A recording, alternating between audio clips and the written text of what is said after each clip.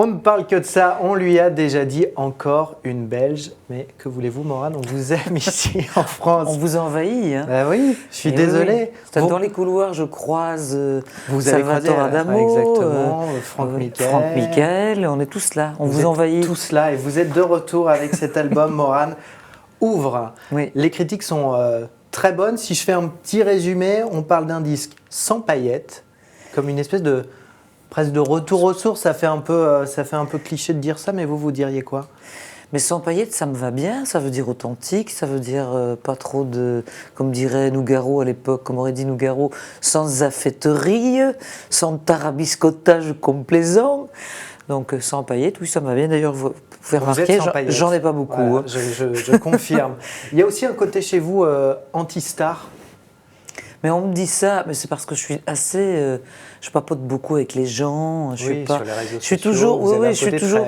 J'ai l'impression, à vous suivre, que vous avez une vie assez normale, quoi. J'ai une vie très normale, mais pourquoi il en serait autrement? Alors pourquoi vos collègues souvent n'ont pas une vie si normale? Je sais pas, je connais quand même des collègues. Non, je connais des collègues qui ont le même genre de vie, Non, moi j'aime bien parler avec les gens. Je suis toujours un peu la sœur, la cousine, la mère de quelqu'un. Donc, non, c'est rigolo. Oui, ça me plaît. J'ai pas envie d'être inaccessible. Ça me plaît pas. Il paraît que c'est peut-être plus vendeur, c'est plus. On vous l'a déjà dit ça? Oui, on m'a déjà dit que j'étais pas assez mystérieuse, que j'étais pas assez en retrait, que je me révélais trop. Enfin, mais je m'en fiche. Je suis comme je suis. On ne me changera plus. Je reviens justement sur les critiques et ce côté sans paillettes. Le journal du dimanche a utilisé une formule en disant que le disque est sans formatage cathodique. Ah, bah dites donc. Mais ça me va bien aussi, ça. Et ça fait référence à quoi, selon vous? Je pense que c'est parce que je parle assez bien, justement, de format, pas seulement sur la chanson trop forte, mais on vit une période, on vit dans une société très formatée. Voilà, à un moment donné, vous avez été quand même dans le système. Si je prends l'exemple de Nouvelle Star, on peut se dire qu'il y a un côté très... Après, dans l'émission, vous étiez... vous, j'ai envie de dire. Mais je pense que les jurys... Mais c'est aussi ça, le système. Oui et non, parce que Nouvelle Star, moi, j'ai toujours affectionné particulièrement ce télécrochet, parce que ce n'est pas de la télé-réalité.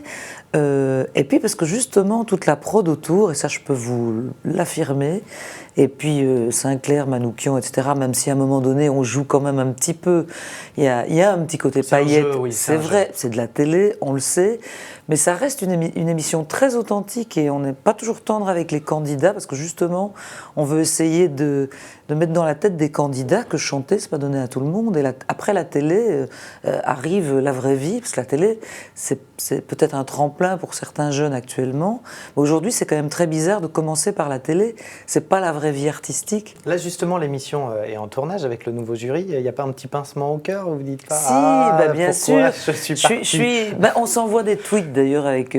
J'ai rencontré Yarold, un des nouveaux jurys. Voilà, des nouveaux jurys. Voilà, Yarold Poupeau, qui m'a l'air bien perché, mais ça peut être drôle.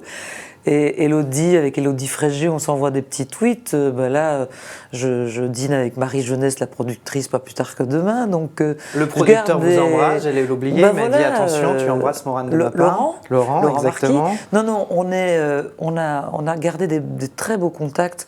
Mais à un moment donné, c'est vrai que mon premier métier, quand même mon métier, c'est chanteuse. Donc, être jury, ça va, 1 an, 2 ans, c'était super.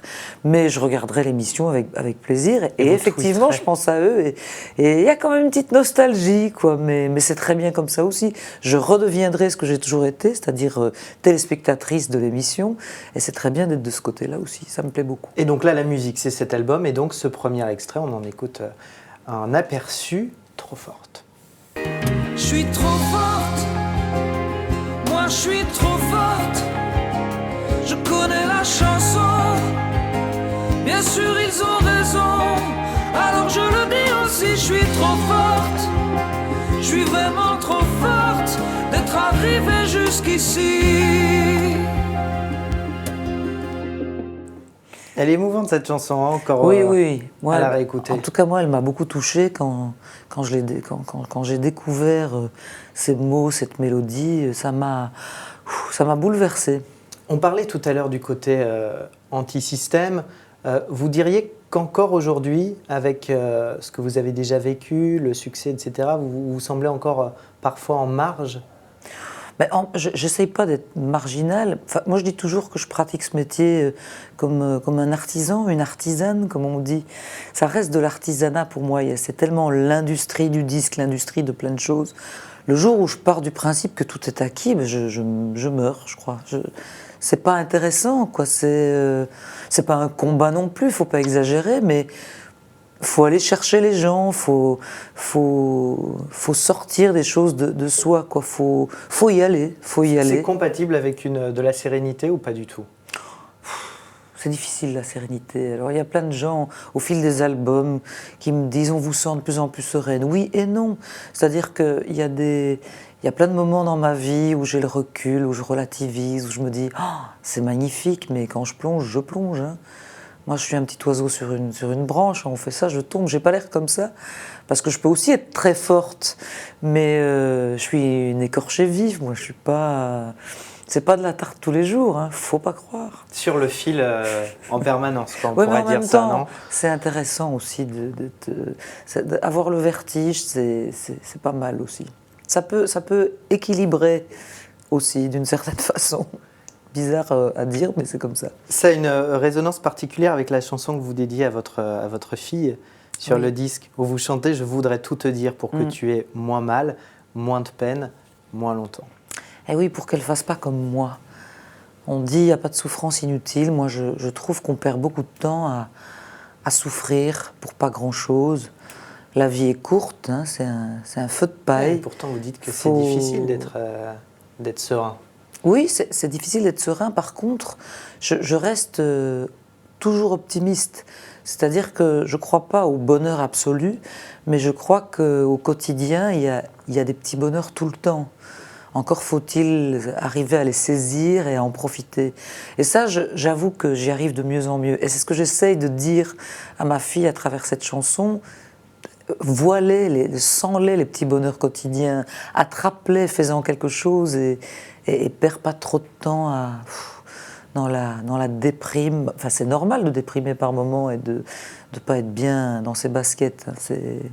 C'est quand même pas facile la vie tous les jours, mais c'est merveilleux. S'il y avait un message à faire passer avec ce disque, ce serait lequel? Vous aimeriez qu'on se dise quoi quand on a fini d'écouter toutes ces chansons? Je dirais qu'il faut vivre intensément. Et que justement, il ne faut pas avoir peur des sautes d'humeur. On n'est pas. J'essaye en tout cas, au travers de mes albums et même de ce que je fais sur scène, de montrer qui je suis, à savoir une personne qui a différentes facettes, qui vit des choses dures, qui vit des choses formidables. Je suis une passionnée, je pense que c'est encore une fois un album de vie. C'est encore une fois une tranche de vie et je pense qu'il ne faut pas avoir peur de ce qu'on est. Peut-être c'est ça le message à faire passer dans cet album. Qu'on ait plein de défauts, quelques qualités. Je pense qu'aujourd'hui, en tout cas, j'ai envie de dire vraiment les choses. Donc on peut le prescrire au plus grand nombre. Ça, je ne sais pas, mais... Un beau remède. Merci Morane Merci à vous d'être passé par Le Figaro.